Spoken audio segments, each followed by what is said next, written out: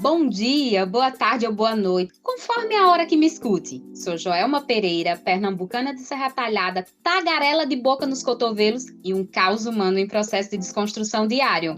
Protagonizo o podcast Fala Terapia.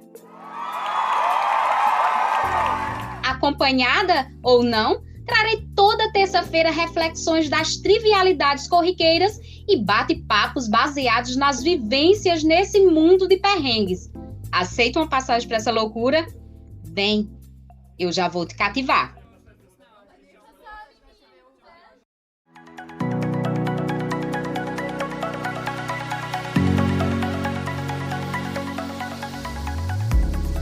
Mais um Faloterapia no ar.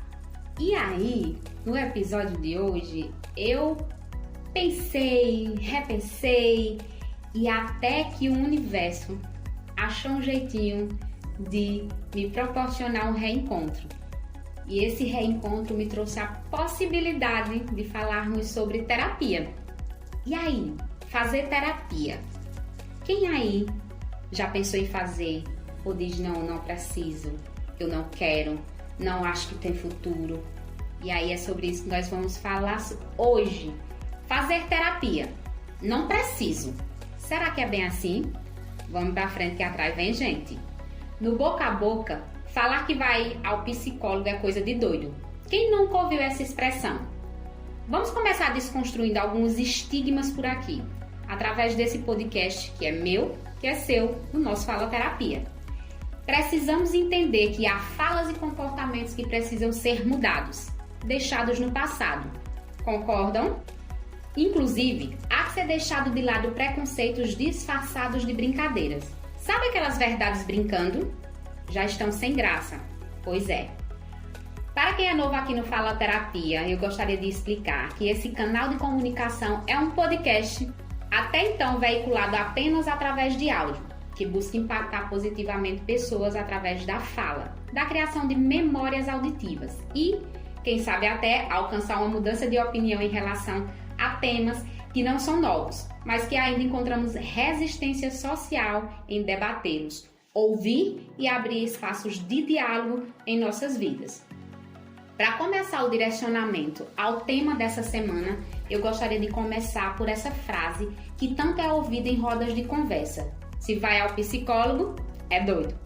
Preciso fazer o seguinte esclarecimento, abrindo um adendo com base em matérias que eu li, em algumas informações obtidas através da internet.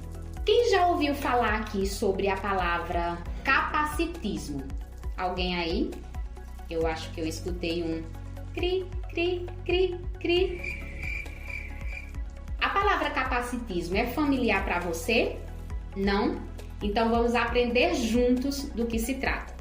Em uma matéria da CNN Brasil, publicada por Camila Neumann, analista de comunicação, que saiu em 2 de setembro de 2021, em que ela entrevistou a Lau Patron, que tem um filho com uma doença rara, o que a fez mergulhar nos estudos sobre pessoa com deficiência e hoje ser referência nesse assunto, capacitismo.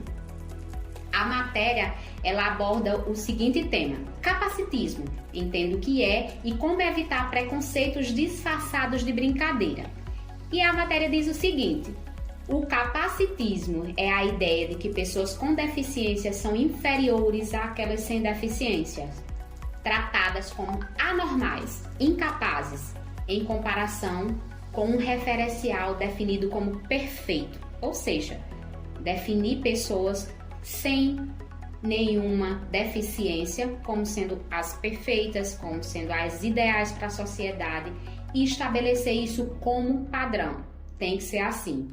E aí, a Lau Patron é escritora e é cofundadora da empresa Ponte, Educação para a Diversidade, onde presta mentoria para empresas sobre inclusão, que a gente precisa ressaltar que essas pessoas com deficiências precisam ser incluídas, abaixo a não inclusão dessas pessoas. Então, intitular uma pessoa de doida ao saber que ela vai ao psicólogo é uma expressão capacitista, que põe as pessoas com deficiência em um lugar de inferioridade diante de qualquer outra que não possua uma deficiência. Bora parar de ser capacitista? E aí, em uma outra matéria que eu li na revista eletrônica Marie Claire, publicada pela Raíssa Vieira, em 21 de setembro de 2021, a matéria fala sobre o que é capacitismo. Veja exemplos de falas para abandonar já o capacitismo. A matéria explica falas capacitistas, por exemplo, a famosa "dá uma de João sem braço". Vocês já pararam que associa-se a pessoa com deficiência de repente por ausência de um membro? É isso. Fingir demência. Diante dessas duas frases, eu fui buscar mais algumas e eu achei uma matéria na Capricho, uma matéria publicada em 28 de setembro de 2022 por Gabriela Junqueira. Ela cita 15 frases que são capacitistas e que precisamos já tirar do nosso vocabulário. Só que eu não vou citar aqui para vocês as 15, eu vou citar algumas das que eu achei assim mais corriqueiras, que eu acabo escutando em algum momento, de alguma forma, e que inclusive, vale ressaltar, já falei em alguns momentos, que eu também erro, eu também estou desconstruindo. Então, para que a gente entenda que essas frases são capacitistas, eu trouxe algumas para vocês. Por exemplo, nossa, e eu aqui reclamando da vida. Isso quando avista uma pessoa com deficiência. E a gente precisa entender que reforça a ideia que a pessoa com deficiência é inferior. Essa pessoa é um exemplo de superação. Esse tipo de postura ignora que a pessoa com deficiência não precisa enfrentar certas questões.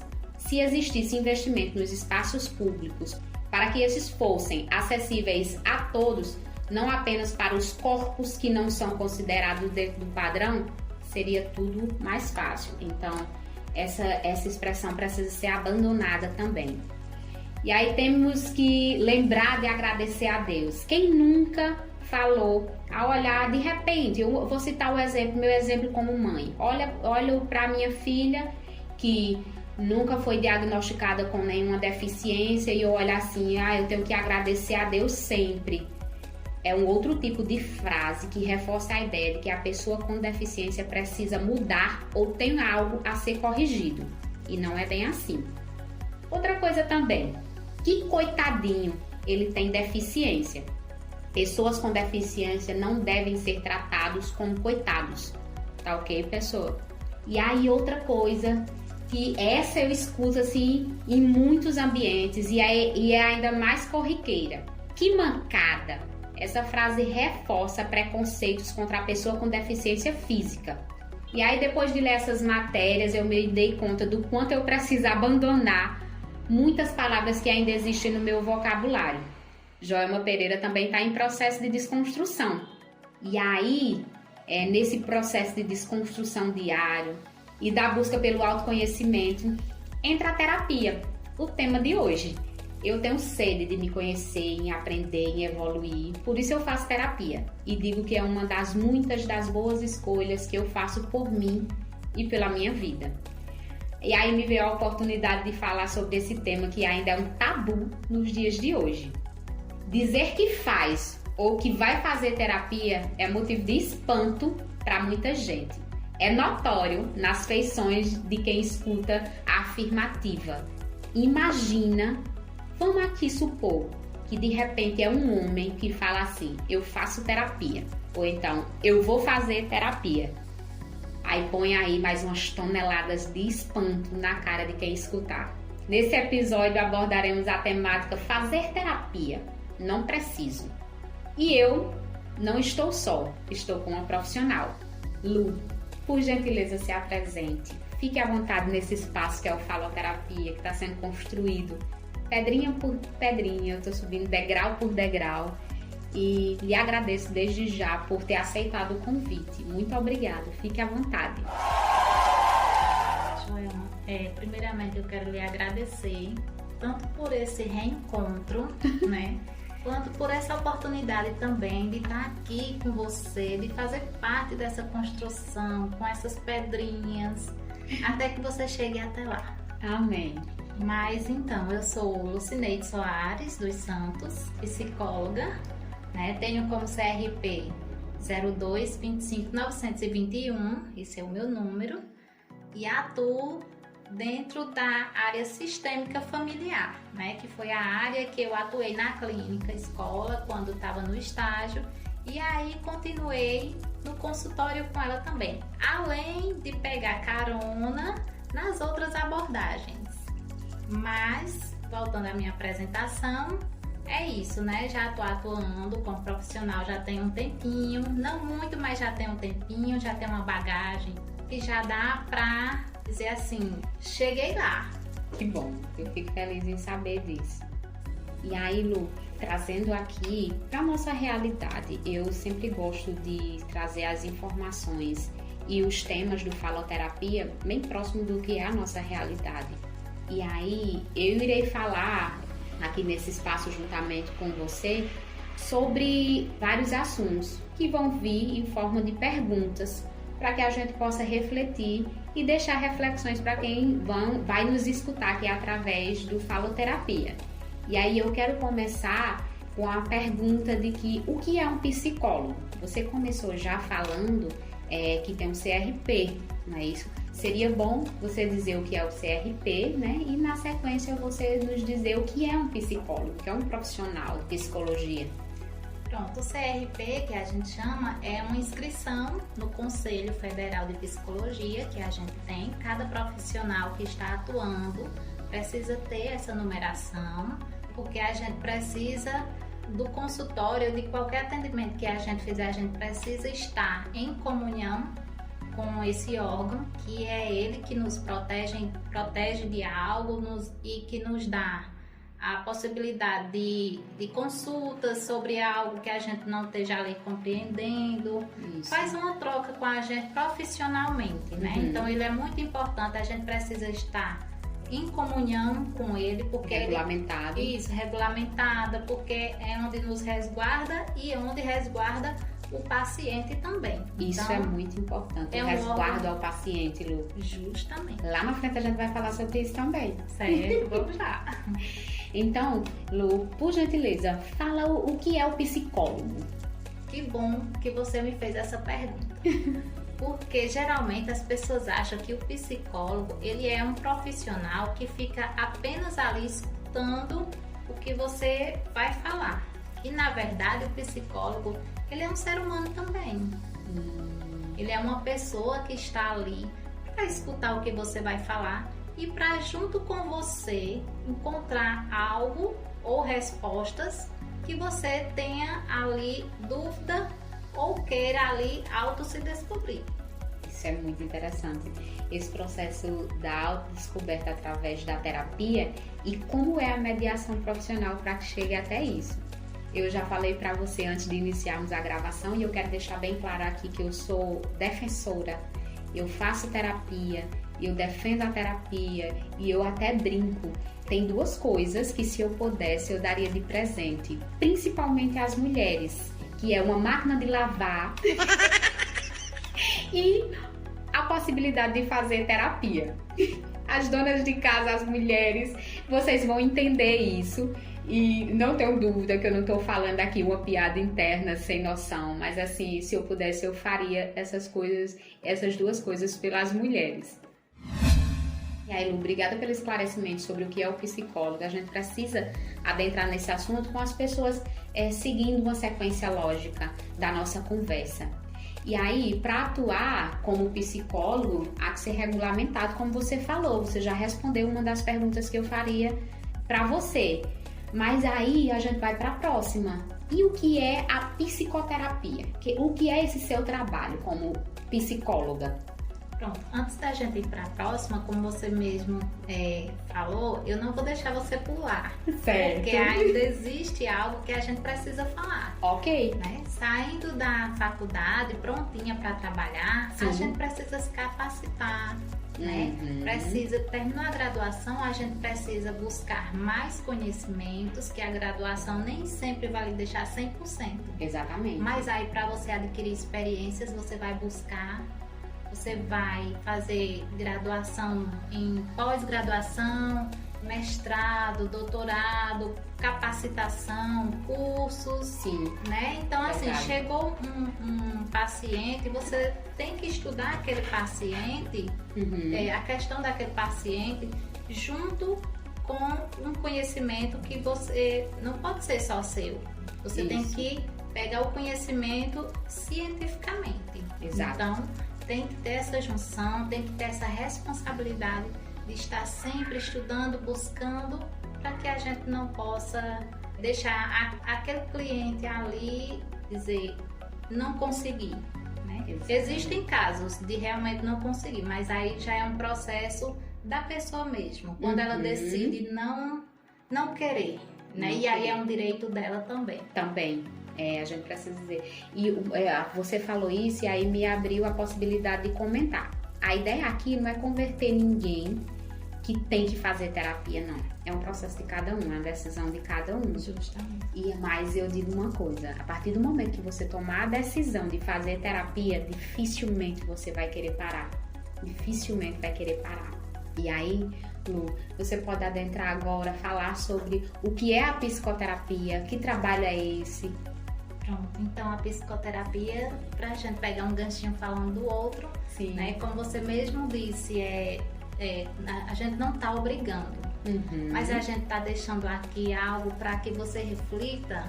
Exato. Né? Para que você possa se compreender melhor, conhecer seus processos, se conhecer. Né? A psicoterapia é isso, é você querer se descobrir, querer saber quem você é, quem está perto de você, o que você quer fazer, aonde você quer chegar, né? É descobrir o seu eu, o seu mundo e para que é que eu quero, o que eu quero, enfim, é uma gama de possibilidades. De possibilidades. Através da psicoterapia. Justamente. Isso é maravilhoso. É se descobrir quem eu sou. Lu, como eu te falei, aqui é um espaço faloterapia, falei antes de iniciarmos a gravação, de que é uma forma também de eu apoiar o trabalho de outras pessoas. É a construção da minha realidade de trabalho, o faloterapia, mas também a possibilidade de apoiar outras pessoas, outros profissionais. Então, por gentileza, nos diga onde é que você atende, para que quem tiver interesse possa lhe procurar, passar seu arroba, seu contato telefônico, para que as pessoas, no momento que se sentirem tocadas por essa necessidade de fazer terapia, saibam onde procurar uma profissional. Muito bom. Então, eu atendo no Centro Especializado Médico, que é o famoso consultório de Dr. Ebenoni. Sim, né? O 100. O 100, isso, o 100. E atendo lá, atendo online também. Nossa. Né? Atendo pelo EPC também, né? Que legal. E aí, o meu arroba é Lu Soares, @Lu Soares, né? Tem meu Instagram também, é marcado consultas por lá também. Ótimo. Né? E além do meu WhatsApp, que é 879-9617-5455. Lu, é importante também você dizer o endereço da clínica do 100. O 100, o Centro de Especialidades Médicas, fica na rua Joaquim Godoy, número 393, no centro de Serra Talhada, né? E aí, mediante a consulta que você quer marcar, você fala comigo, eu repasso para lá, ou você pode ir diretamente lá no 100 e marcar a psicóloga, Lucineide, que aí automaticamente elas entram em contato comigo e a gente faz o atendimento. Oh, nossa, muito legal. E aí eu queria acrescentar aqui em relação à localização. Aqui em Serra Talhada, para você localizar o 100, você vai entrar na rua em que fica a farmácia Drogazil. Você vai avistar em uma esquina a ortoestética, que é um consultório odontológico, e na outra esquina é a Drogazil. Entra direto naquela rua da Drogazil que você vai se localizar e achar o 100. Lu, vamos para a próxima pergunta. E aí, de que forma a psicoterapia pode nos ajudar qualquer ser humano? A psicoterapia, ela nos ajuda, como eu já tinha falado antes, né, no autoconhecimento, no seu processo de desenvolvimento, né, ela é muito importante nas suas emoções, um processo de suas emoções, de seu conhecimento, do conhecimento do outro. Que é interessante também. Justamente. E do mundo também, de me situar como pessoa. Nós não vivemos sozinhas, então nos entendermos, eu acho que facilitaria muito se todo mundo começasse a se entender e facilitaria a convivência com o outro. Então, a psicoterapia, sem sombra de dúvida, nos ajuda e nos apoia com isso. E aí, diante de todo o preconceito que gira em torno da busca pela terapia, pelo psicólogo, falar que vai ao psicólogo, às vezes as pessoas deixam para um momento que já passou dos limites procurar uma terapia, procurar o profissional para se entender ou para ajustar questões que tem em sua vida.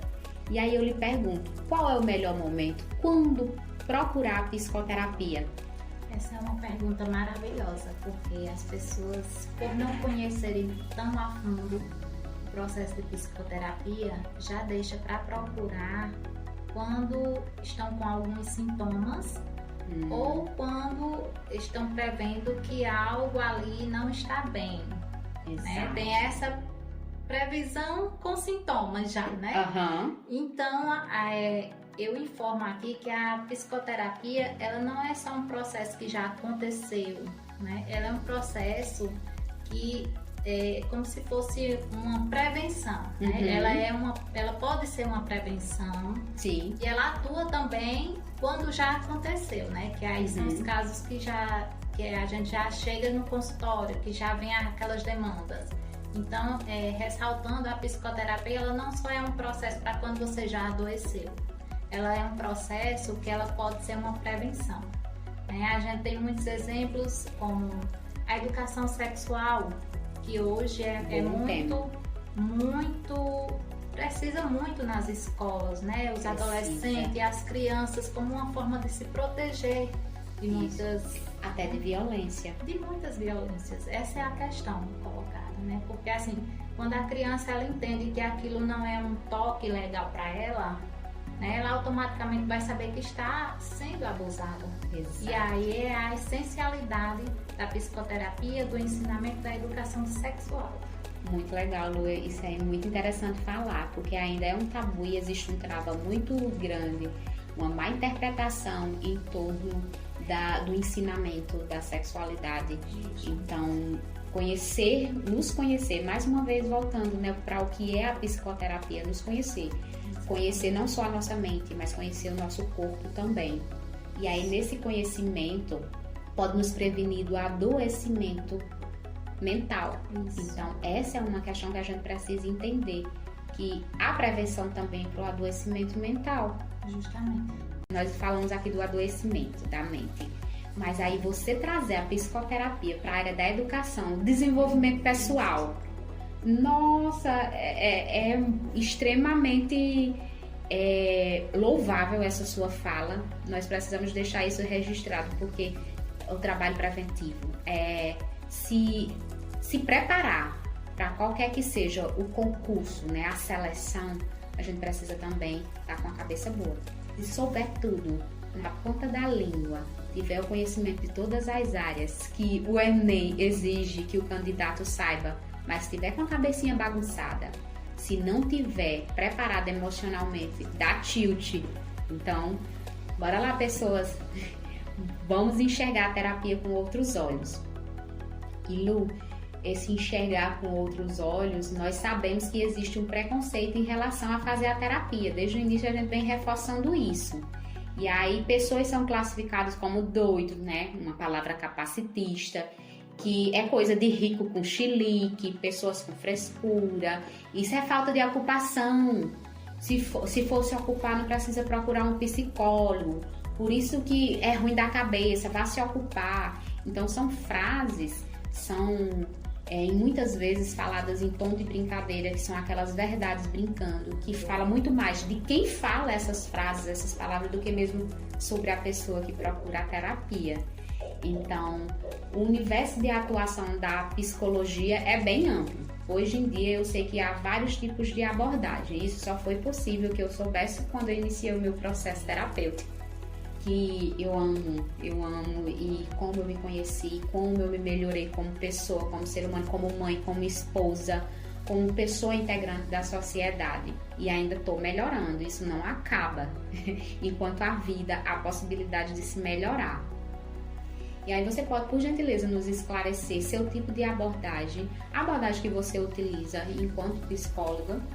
Sim, já como eu tinha falado antes, Sim. né? A minha abordagem é sistêmica familiar e a minha atuação nela e a atuação dela na clínica se dá através do processo familiar. Certo. Né? Eu consigo ver o sintoma do paciente através do sistema familiar dele. Então essa abordagem ela nos dá essa possibilidade, né? O sintoma aparece na pessoa de acordo com o meio que ela está inserida. Olha, então, interessante. Justamente. Então, assim, chegar aquele paciente no consultório com aqueles determinados sintomas, a gente já entende como funciona a forma que ele é inserido, o sistema como está e o sistema social, né? Em que a família está inserida. Então, a minha abordagem é trabalha justamente com esse consenso, né? Eu costumo ver, né, que essa abordagem minha, ela é essencial nesse processo familiar. Por quê? Porque muitas vezes o paciente chega no consultório, no caso criança, a gente consegue ver mais em criança. A criança chega no consultório com aquele sintoma, mas a criança não é a dona daquele sintoma. O sintoma foi algo que a família desenvolveu. Então, nossa, ela está externando de alguma forma. Justamente. Então, o processo doentio está lá na família e não na criança que aparece com sintoma. Minha nossa, isso é muito interessante. Você falou isso e eu fiquei pensando aqui. A família é o primeiro meio social que a gente convive. Então, aquela história de que a gente diz assim, quando fala, né, da biologia, isso herdou de fulano, isso herdou de Beltrano. Então, esses comportamentos, o desenvolvimento dessas tendências vem da família. Eu quero falar contigo em um processo mais adiante sobre isso. Certo. Porque aí eu vou ter uma oportunidade de explicar melhor sobre o nosso processo. Isso é ótimo. Eu já quero, viu? E aí, atualmente, as pessoas que procuram ou que são encaminhadas ao psicólogo são movidas pela necessidade de se cuidar. É o que você começou a falar. Muitas vezes vai procurar depois que já estão adoecidas, já estão desenvolvendo sintomas físicos, muitas vezes. Que a gente precisa dizer que muitos dos nossos sintomas físicos, as doenças físicas que a gente apresenta, já pode ter vindo de um processo de adoecimento da mente. E aí, como tem sido essa realidade de pessoas que chegam ao seu consultório sem acreditar ou até mesmo sem entender como a terapia ajuda? Vai muitas pessoas assim? Sim, e por incrível que pareça, o gênero masculino, ele não crê que a psicoterapia seja ali um aliado no processo de desenvolvimento dele. Minha nossa. Só confirma as estatísticas, né? Que a busca por melhoria da saúde e prevenção em relação a doenças é bem menor no gênero masculino. A descrença de que pode adoecer e de que precisa de ajuda, que ele também é um ser que adoece e que morre, fica bem deixado de lado. Justamente. E aí a gente começa nesse processo dentro do consultório, né? Sim. A gente acolhe aquela pessoa mesmo com essa negação, mas compreendendo que diante daquela negação é algo que ela tem ali para falar e que a gente precisa ouvir e colocar a técnica na hora que for preciso. Então, esse processo negado, né, pelos homens, que é o que mais chega no consultório, né? Sim. Não estou dizendo que mulheres, né, acreditam não chegam 100%, também. mas Sim. Existem pessoas que, por perpassar toda essa questão de descrenças, de que o ser humano ele é só isso e acabou, e que ele é determinado a fazer só tal coisa, termina não abrindo espaço para o conhecimento, né? E aí acaba atrapalhando um pouco. Mas as mulheres são quem mais procuram, né? As mães são mais abertas a essa procura. Tem uma receptividade melhor, mas no caso do gênero masculino tem ainda o tabu, a dificuldade, né? Mas que o machismo, justamente. Que eu não posso sentir, homem não chora, homem não conversa, homem não partilha sentimentos. E aí, quando chega ao consultório, chega com uma conversa completamente diferente, que a gente, com a técnica, consegue chegar até o foco, né, do que ele quis levar para lá, e aí acontece a psicoterapia, bem, vamos desenvolvendo. As coisas fluem. Justamente. É um processo. E aí, nesse processo, quando eu tava lendo um pouco para trazer as perguntas para você, eu acabo trazendo elementos que são da minha realidade também. E aí, a procura pela terapia, pelo psicólogo, não é uma tarefa fácil. E eu falo isso porque, para que eu encontrasse um profissional que casasse na minha realidade, que eu me identificasse, que eu conhecesse e que me deixasse numa atmosfera de confiabilidade, para que eu pudesse me abrir, levar minhas questões. Não foi só um profissional que eu procurei, foram vários, foram mais de 5, até eu encontrar uma pessoa que me proporcionasse essa confiabilidade, essa atmosfera de confiança para que eu pudesse me abrir.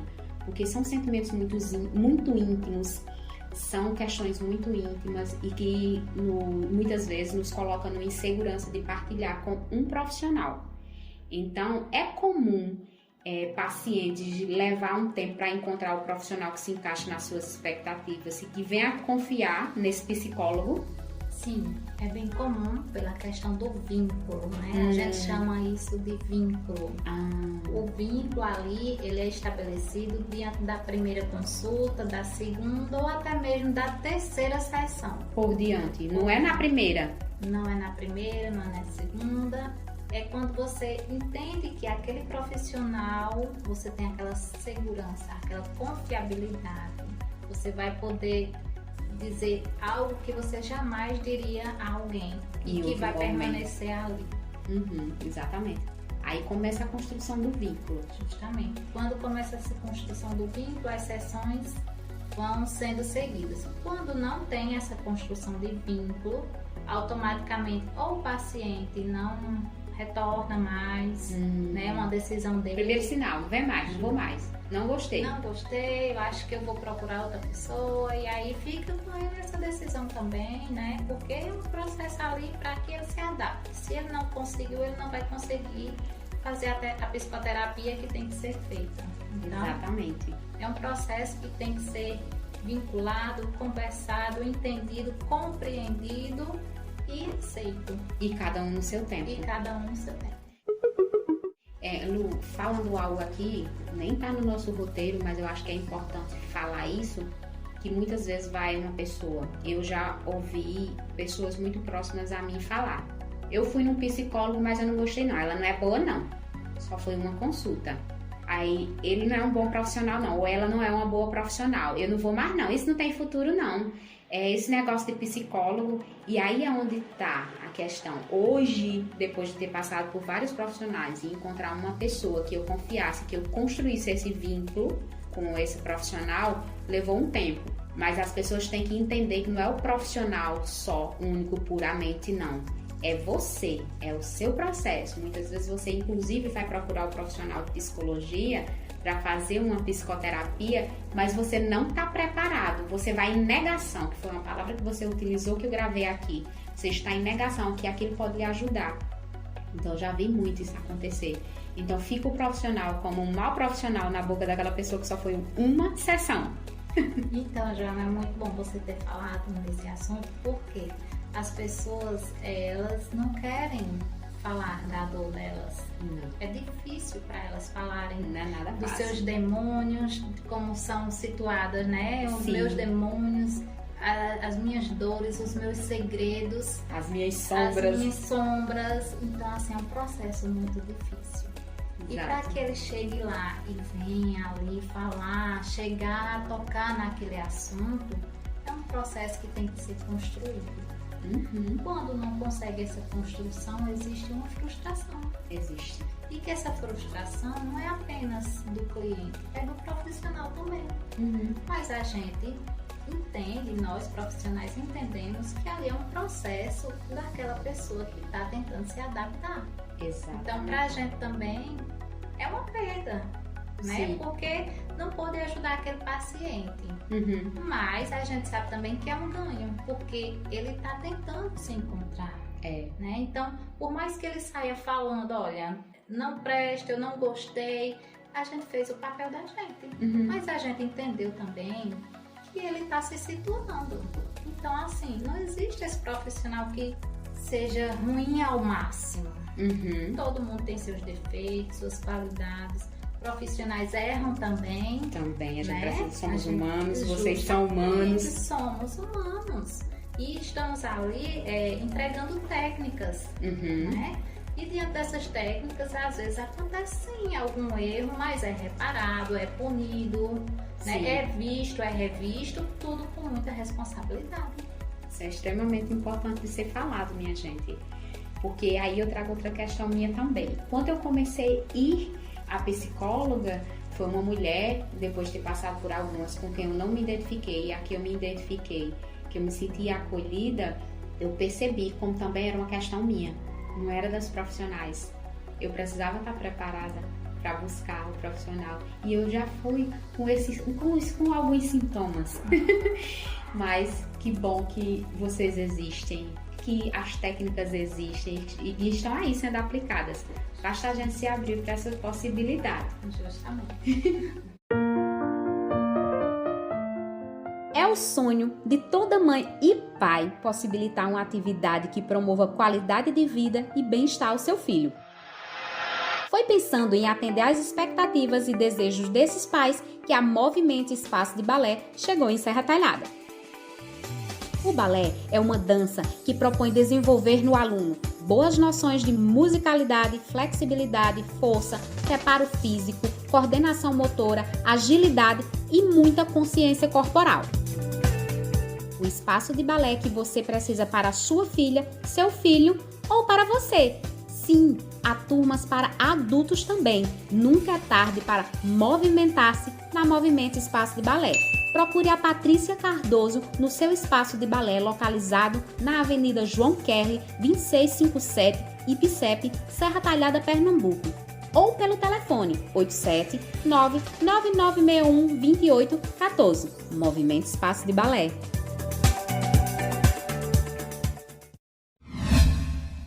Falar de nossas dores, como você bem pontuou, dá um medinho.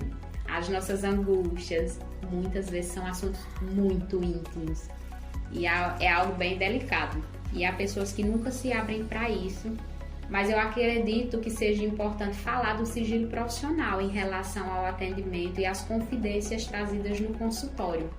Porque uma das coisas que eu escuto é dizer, vou nada falar sobre minhas coisas para um desconhecido. É bem assim, para um desconhecido. E aí eu lhe pergunto, é seguro falar sobre todas as minhas questões na terapia? Joel, esse é um tema que tem que ser batido e rebatido. Por quê? É seguro. Esse processo ele tem que ser seguro. É um processo não só meu de segurança, mas do conselho também de psicologia. Isso. Como eu te disse antes, é uma comunhão. Se esse processo ele não está sendo seguro, ele não está sendo correto, ele é punido, né? E punido judicialmente. Sim. Então, eu posso ser cassada, eu posso perder minha carteira, eu posso perder a minha profissão se algo não estiver de acordo com o que o conselho pede. Se não mantiver o sigilo. Se não mantiver o sigilo, se não mantiver as regras que são impostas, porque não sou eu que determino as regras. Elas são impostas pelo conselho e eu tenho que segui-las arduamente. Ser ética profissionalmente. Ser ética profissionalmente é o que nos faz chegar ao processo psicoterápico.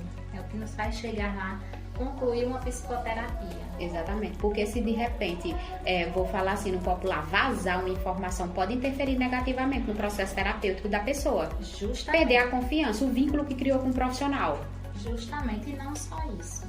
A gente perde o paciente, perde a credibilidade. A credibilidade. Né? A carreira que construiu, ela é desfeita, porque você não consegue chegar a esse processo. Sim. Então aí existe um grande peso, mas que, assim, o conselho dá total apoio, está sempre em comunhão e que a gente não vê muito acontecer, né? E quando acontece, são casos bem isolados, né? Isolados, exatamente. Mas que logo é punido pelo conselho. Isso é interessante, as pessoas precisam entender que elas estão acobertadas pela confidencialidade, a ética profissional, e o seu conselho também ampara as pessoas. O conselho é do psicólogo, mas também para amparar o seu paciente, o seu cliente. E aí a gente precisa também entrar em outro mundo, que não deixa de ser o nosso mundo, que é em relação aos nossos ouvintes do gênero masculino, para plantar aquela sementinha do bem e informar que o homem também pode e deve buscar apoio psicológico. Me diga de que forma a gente pode atrair esse público e falar para esses garotos, essas pessoas do gênero masculino, vocês podem e devem fazer terapia, buscar um psicólogo. Sim, devem, procurem. Vamos tirar essa ideia de que homem não pode nada, porque homem pode tudo também. Inclusive, saúde mental para homem é essencial. Sim. Né? Vamos tirar esses tabus da vida da gente que não acrescentam em nada. Não acrescenta. Né? Então, assim, homem podem procurar psicoterapias, ajuda psicológica quando estiverem desconfortáveis. Como é esse desconforto? Esse desconforto pode ser um estresse a mais, né? Sim. Uma raiva que eu não consigo controlar, né? Sintomas bem assíduos que eu não consigo controlar. Então, automaticamente eu estou precisando de ajuda. Eu preciso conhecer esse processo.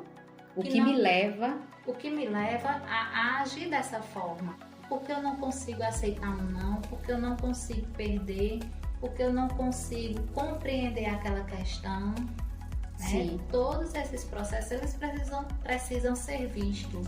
Nós não fomos ensinados, né, a lidar com os sentimentos. Lidar com as emoções, com os sentimentos. Então, praticamente, a gente não conhece emoções. As emoções. Só sente. A gente só sente e, assim, a forma que foi passada pra gente foi aquela forma brusca, vivida ali do momento. Sim. Você não aprendeu a experienciar, sentir aquela emoção. E utilizar ela ao favor. E utilizar de acordo com o que você tem que fazer. E no caso de uma raiva, um estresse, uma explosão de sentimentos, de angústias, né? Você não aprendeu a controlar aquela situação. Automaticamente é como chega no consultório e eles dizem: eu ceguei na hora e não vi mais nada, fiz aquilo. Parte para a violência física. Justo, e acaba desenvolvendo essa questão da violência, né? Porque não soube contornar ali aquele processo. Soube lidar com as emoções. Não soube lidar com as emoções. E aí, Lu, você falou aí sobre a raiva. Nós sabemos que o homem, em relação à mulher, a força física é bem maior. E aí o não lidar com esses sentimentos leva ao processo em que a gente vê frequentemente, que é da violência. E aí eu trago uma abordagem assim bem sucinta pra gente falar, superficial, mas que é exatamente essas não aceitações masculinas que levam aos feminicídios e às violências domésticas que a gente tem visto, tem sido veiculada aí nas mídias e que muitas vezes, e não é coisa distante, a gente vê bem pertinho da gente acontecer a violência. E elas são manifestadas exatamente por esses processos da superioridade masculina. Então eu preciso entender isso também. Qual é o meu lugar enquanto homem dentro da minha família, na sociedade, diante da minha parceira, diante de um filho. Eu preciso de fato usar a força física. Eu preciso de fato esbravejar toda a minha raiva. Que aí, vem aí o que você também já falou. A vivência dessa pessoa, a inserção familiar dele lá atrás. Quando vai buscar, tem relação com isso também, né, Lu? Tem sim. E não só essa questão, eu vi uma pesquisa, né, que a OMS emitiu, que ela já é um pouquinho, não tão antiga, mas que faz sentido para agora também, né, para o que a gente está falando, que 5% dos homens essa questão da não aceitação, da negação, desse processo de raiva, de explosão que se dá a todo esse processo de violência, né? Que chega aí até o gênero masculino, adentrando no feminino, no feminicídio, são processos patológicos, sim. São processos que não foram vistos, não foram cuidados, não foram, né, ali tratados da maneira que teria que ser. Sim. E aí deixou passar, mas o restante são comportamentais. O restante, né? Só 5% são patologias. Segundo a OMS, né? Mas aí é a questão do comportamento, da forma que eu me coloco no mundo. Eu não posso sair por aí fazendo o que eu acho, o que eu devo, o que eu entendo que tenho que fazer, né? A gente vive em sociedade, o nosso corpo ele é biopsicossocial, né? Então, assim, o psicológico age, né, no físico, e o físico está dentro da sociedade. Então, a gente só vive em grupos, né? Quando a gente precisamos uns dos outros. Justamente, para sobreviver, a gente precisa estar inserido em grupos, né? E ali em uma sociedade. Exato. Então, é esse processo, né? Quando você vê o excesso, quando você não se controla, então você está precisando de ajuda. Procure ajuda, não tenha vergonha. Dê a oportunidade da outra pessoa também que está ali sofrendo esse processo de violência, de abuso, poder ter o direito de escolher também se quer permanecer, se não quer, se quer procurar ajuda. Né? Então, automaticamente você procurando ajuda, você está dando o direito àquelas outras pessoas também de procurar e de seguir. E não sofrer. Porque é um adoecimento, é um sofrimento não só da pessoa, mas das pessoas do entorno também. Justamente. E até a morte. Porque a gente sabe que chega a isso. Aí é o feminicídio em muitos casos. Quando você falou aí da violência, a gente precisa falar que essa violência não só é contra a mulher, apesar de a gente ter adentrado nesse assunto, mas é provocar a violência contra si. Justamente. E contra outros homens. E contra os outros, porque o processo, quando ele é patológico, não só a vítima sofre, mas a pessoa que praticou, com toda certeza, também sofre, tem, né? Tem o seu sofrimento. Então, assim, procurem ajuda, procurem se conhecer, procurem conhecimentos, né, de lados profissionais. Não vá lá no Google e olhe se por favor, não se consultem. Isso, mas procurem perguntar quem tem um entendimento melhor, profissionais, e aí, né, diante de algum sintoma que você acha que está ali incomodando, tira tuas dúvidas, vai lá, pergunta e, né, tenta chegar ao teu conhecimento. E aí, você falou isso aí, e eu quero deixar aqui um comentário bem particular. Se de repente despertar o desejo, a vontade de ir ao psicólogo, não vá pensando assim, vou fazer terapia. Digamos que vai ter uma conversa, se abra para a possibilidade e deixa as coisas fluírem, que vai dar certo, tenho certeza. E aí, no meu, como eu já falei, eu trago também muitos elementos da minha vivência de mundo, né, do meu processo terapêutico. E eu aprendi que bem mais forte do que esconder as dores, não acessar o baú das dores, não falar de sentimentos, não chorar, não reclamar, ser machão ou ser guerreira, como sempre coloca as mulheres, fulana é guerreira, é bem mais corajoso fazer terapia. Com toda certeza, Joelma. Você ser colocada numa regra imposta a você é como se você não estivesse vivendo, você não se conhece, você é como se fosse uma pessoa que não tem visão de nada ao seu redor e que não pode tomar suas decisões. Exato. Diante das suas vivências, mas daquelas que são impostas a você. Você tocou em um ponto bem específico, que é essa questão: fulana cria seus filhos sozinha, é uma mulher muito guerreira. Fulana, ela foi imposta a criar seus filhos porque ela não ia ver seus filhos passarem fome e ela não fazer nada. Então é uma imposição ali, não é porque ela queira estar ali sendo guerreira como a gente coloca, como é colocada, como é romantizado. Não, fulana está ali porque colocaram ela nesse processo e ela arduamente tem que cumprir. Então isso não é romântico. Não é nem um pouco romântico. Outra questão, sofrer não é romântico. Não é romântico. Outra questão do romantismo também em relação à maternidade tem que ser bem desconstruída. Muito. Porque é muito sofrimento também. Eu não estou dizendo aqui que ser mãe e maternidade é um processo que é só doloroso. Não, tem seus ganhos, tem seus prazeres, né? Tem suas realizações. Tem. Mas entre esses termos existem também a questão sofrida, né? A gente sofre, a gente sente dor, a gente sente angústias. Isso, né? Abre mão de muita coisa. Abre mão de muita Adia coisa. muita coisa. Seu corpo se transforma, você não se reconhece mais. Né? Você passa a não viver mais só para você, Isso mas mesmo. para aquela pessoa que você gerou. Cada passo é pensado para não refletir negativamente na cria. Justamente. É verdade. O processo terapêutico é doloroso. E acesso que é posto de lado em muitos momentos. É preciso muita coragem. É preciso uma coragem para nos conduzir, a levar a chorar, a ter que abrir mão de coisas, de pessoas, de circunstâncias, de memórias e de sentimentos que podem nos levar a adquirir problemas graves de saúde. Por isso que eu entendo a importância da terapia.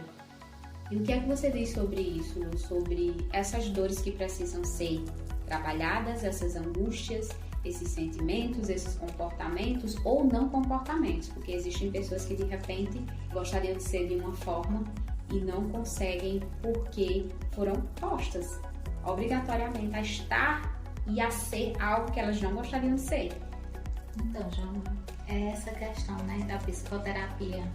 Eu quero também esclarecer que ela não é um processo tão romântico. Eu vou para terapia e eu vou estar ali 100% maravilhosa. Vou sair bem. Vou sair da primeira sessão, olha, sei o mundo, sei tudo e sei eu. Não é assim.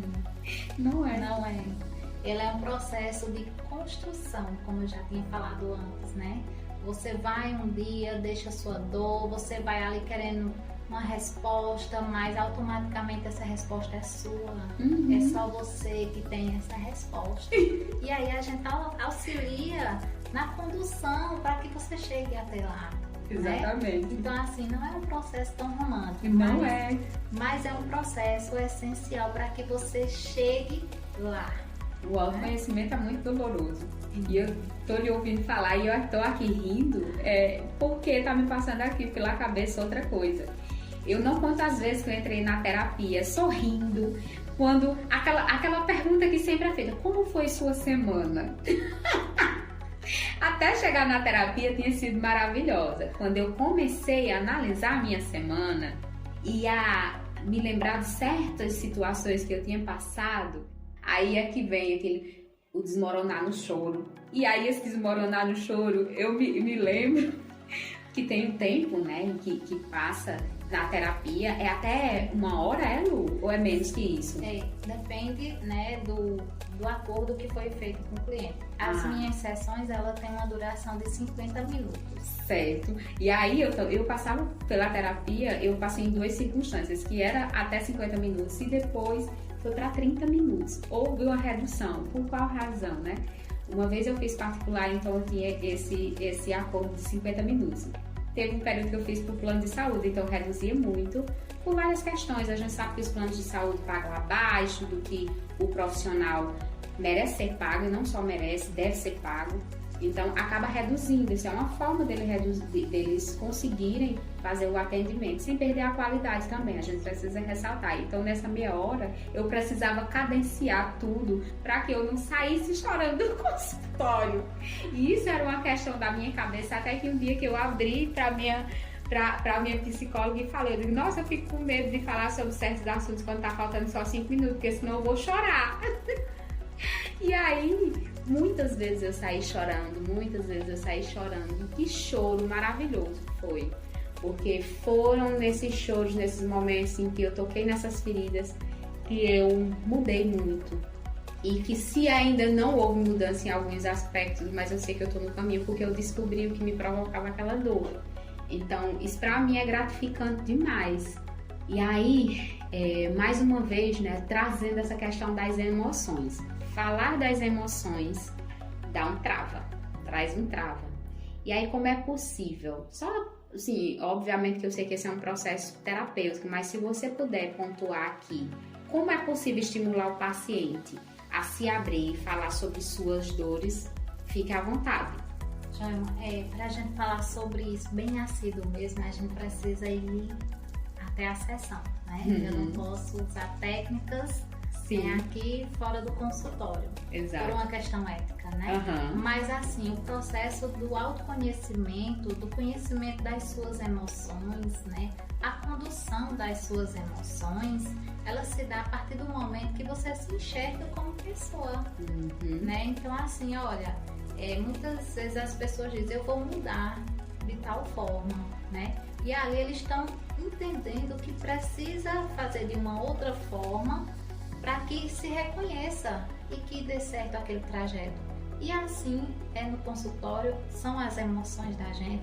A gente tem a forma de usar as emoções, mesmo sem saber lidar, mas a gente acaba usando.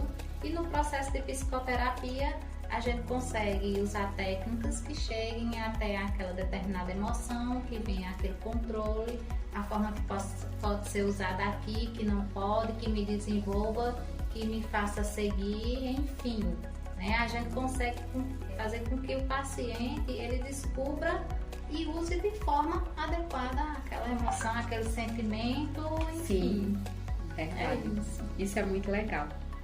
As pessoas precisam entender que é um tempo e cada um tem seu tempo. Justamente. Cada um tá no seu momento de vida. Não é que ninguém tá mais adiante, não é que ninguém tá mais atrasado. Cada um tá no momento que deveria estar, de acordo com as vivências que teve ou que ainda vai vivenciar.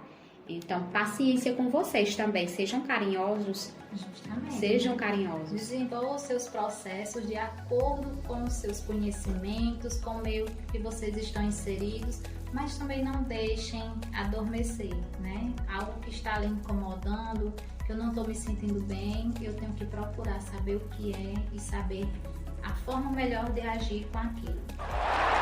Verdade. E aí, outra questão assim, desse universo masculino, voltando um pouquinho lá para o universo masculino. Eu observo como assistente social, né, que essa é a minha formação, que a procura por esses cuidados voltados à saúde é bem maior pelas mulheres.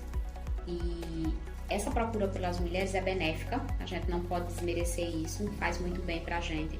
Mas também você falou que muitas vezes aquele sintoma desenvolvido e que leva a mulher a procurar não é exatamente um sintoma dela, pode ser do círculo familiar, né, do sistema familiar. Do sistema, do meio que ela foi inserida, de que ela está inserida, dos processos que vieram fazer com que ela adoecesse. Isso. E do sistema, né, aquela forma que foi perpassada, perpetuada ali, como você comentou aqui, a questão do machismo, né, que leva muito ao adoecimento. Leva. Então, todo esse processo gera assim um sintoma, né, e consequentemente esse sintoma ele vai ser visto, colocado em alguém ou em algo, né? Exatamente. E isso é muito interessante. E por que eu quis trazer mais uma vez essa temática do universo masculino na busca pela terapia? Se os homens se ajudassem mais, procurassem mais, assim como nós, as mulheres, temos mais essa abertura para procurar os cuidados em relação à nossa saúde, que ajuda muito, se os homens fizessem isso, eles estariam se ajudando e nos ajudando como um todo. E aí é um desejo, um sonho meu em ver a redução da violência através desses homens procurando se ajudar, procurando ajuda profissional. Então, mais uma vez, eu queria assim que a sua forma, a sua maneira, você colocasse aqui que os homens podem fazer terapia, que eles precisam e podem procurar a terapia. Por gentileza, reforce isso. Na verdade, o que eu posso dizer, Joelma, é que existem, né, o processo de psicologia aí para que o homem venha a querer se descobrir, a querer saber quem ele é, como ele pode agir na sociedade. Que ele acha que sabe. Ele acha que sabe, né? A vivência que ele teve fez com que ele entendesse que achava que tinha que ser daquele jeito. Tinha que ser daquele jeito. Então, a gente traz essa proposta de conhecimento, de autoconhecimento, né? Se conhecer, procurar conhecer quem está com você, né? O seu ciclo ali, o seu processo de atuação naquela movimentação daquela família, daquele espaço que lhe pertence. Então, assim, eu não posso te pegar pelo braço e colocar no consultório, não. Jamais. Mas eu posso te esperar lá e quando tu tomar essa decisão, achar que é algo que está te incomodando, tu procurar ajuda. Porque aí tu vai ter aquele processo de autoconhecimento, de conhecer o próximo, aquilo que está te incomodando e de progredir cada vez mais. Como pessoa, como ser humano, como pai, como homem, como ser na sociedade. Como eu falei antes, né? Dentro do processo biopsicossocial, né? Trabalhando a mente, o corpo físico e o seu espaço social, que é onde você se desenvolve. E que vai refletir essa busca pelo autoconhecimento. E não tenham dúvida, à medida que vocês forem procurando ajuda, vocês vão perceber o mundo de outra forma. E muitas vezes ter até mais paciência com o processo dos outros. Que essa impaciência é bem generalizada, né? De entender o processo do outro. Eu quero buscar minha evolução, então por que eu estou buscando a evolução? E nessa minha busca por evolução, as outras pessoas têm que estar nesse mesmo movimento, e nem sempre é assim. O processo se dá, né, por meio de cada pessoa, né, e cada organismo é diferente um do outro. Sim. Então, na medida que você faz o seu processo, o meu é diferente do seu. Então, aí é preciso que cada um tenha aquele seu tempo, não deixando demais aquele tempo permanecer, mas compreendendo também que eu estou dentro de um processo e que ali eu estou buscando me desenvolver. Exatamente. E outra coisa, você tem notado, assim, pela sua realidade de consultório, você tem notado mais homens procurando apoio psicológico? Por incrível que pareça, a demanda no consultório, a minha demanda no consultório é mais homens. Que lindo de se ouvir. Que maravilha. Obrigada, meninos. Thank you. Mais homens e assim, são pessoas que estão ali para buscar um conhecimento de si, de suas profissões, do que pode se desenvolver, né? Então a gente vê nesse sentido de uma forma de prevenção, de decisão, de autoconhecimento e de vivência e de si mesmo, para que possa chegar aonde ele quer chegar. Isso é muito interessante. Eu fico muito feliz em saber disso. Essa informação é pertinente por demais, porque é uma questão, né? Eu sou muito assim, vinculada à causa feminina, às causas femininas como um todo. E trabalhar essa masculinidade tóxica que a gente tem tido. Minha vivência em relação ao meu trabalho é num universo completamente masculino. São contados nos dedos as mulheres que têm nos empreendimentos em que eu trabalho. Então, é um universo extremamente machista, por vezes muito pesado de conviver, de se trabalhar e mais difícil, porque acaba até que as nossas vozes são silenciadas em muitos momentos. Então, eu teimosa que sou, ainda não larguei mão da minha possibilidade de estar onde eu quiser. Então, eu tô aqui, no Faloterapia, eu tô lá na construção civil, eu tô em casa como mãe, eu tô em casa como esposa, e minha principal militância, e onde iniciou minha militância, foi dentro do meu lar, porque tanto eu quanto o meu parceiro viemos de vivências completamente diferentes, e a gente tem aprendido ao longo dos anos da nossa relação o quanto é mais difícil para os homens falar de sentimentos, se abrir, serem vulneráveis. Então, meninos, pessoas do gênero masculino, se cuidem, busquem apoio profissional. E eu imagino que vocês estão com gostinho de quero mais aí, mas estamos chegando ao final desse episódio do Faloterapia. Mas eu tô com um sentimento assim de muita felicidade ao terminar esse episódio por saber dessa informação e saber e poder deixar para vocês informação de um profissional que vocês podem procurar. E já deixo aqui registrado que é um profissional de confiança. Eu acredito no seu trabalho, Lu. Obrigada por ter aceitado esse convite, por ter me ajudado. Eu gosto de dizer que sempre que uma pessoa aceita o convite de gravar comigo, ela tá dando aquele calço. Sabe aquele calço que a gente faz quando criança para subir numa árvore, para roubar uma goiaba, um caju, aquelas mãozinhas que a gente coloca e o outro coloca o pé. É a sensação e é uma visão que eu tenho clara na minha cabeça toda vez que alguém aceita gravar comigo e falar sobre algum tema, ou falar da sua vivência, da sua realidade de vida, uma experiência que passou, e trazer uma profissional no seu naipe aqui para tratar desse tema, para deixar essa semente do bem aí no mundo, é gratificante para mim. Muito obrigada, viu? Joelma, sou eu que lhe agradeço mais uma vez. Eu lhe agradeço muito por esse espaço, por essa contribuição. Eu não foi passando o assunto que se tornou tão gostoso em falar, né? Não dá vontade de acabar. Não dá vontade de acabar.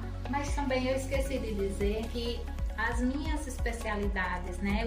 A forma que eu trabalho lá, as minhas especialidades e o que chega às demandas lá no consultório, né? É em relação aos temas que eu sempre abordo, né? Que é a questão da sexualidade humana e dos relacionamentos amorosos, né? Olha e aí são processos e que chegam muito ao consultório também e que atua tudo dentro desse processo de desenvolvimento pessoal. Que reverbera, né? Essas questões, todas essas questões. No trabalho, na educação do filho, nas relações humanas, de modo geral. Todos os contextos. Exatamente. Olha, vejam só, pessoas, não achem que porque de repente você está com uma dificuldade no trabalho, não tem um fundo, tem outro fundo, pode ter outro fundo aí.